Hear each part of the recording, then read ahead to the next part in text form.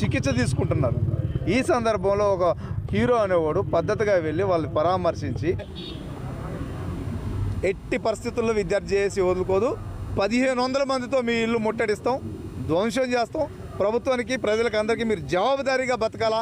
Hero అంటే screen పైన hero కాదు, నిజమైన హీరోలుగా బతికే విధంగా మీకు మేము నేర్పించి వదిలేస్తాం. అప్పటి వరకు మిమ్మల్ని ఇడిచిపెట్టమని ఈ సందర్భంగా తెలియజేస్తున్నాం. సినిమా వాళ్ళు అందరూ కలిసి వచ్చి మిమ్మల్ని కాకాపడితే మీరు దాని మీద మీరు అసెంబ్లీ చేసిన మాటను వెనక్కి తీసుకోవద్దు. ఖచ్చితంగా బెనిఫిట్ షోల విషయంలో, అలాగే బెనిఫిట్ షోల విషయంలో ఫ్రీ రిలీజ్ పెట్టినప్పుడు ఇచ్చేటటువంటి ప్రతి దాంట్లో టికెట్లు ఎక్కువ అమ్ముకోమన్న ప్రతి దాంట్లో కూడా 60% అమౌంట్ ఫస్ట్ ప్రభుత్వానికి కట్టాలా ట్యాక్స్ రూపంలో. అలా అయితేనే వాటిని అలౌ చేయాలా.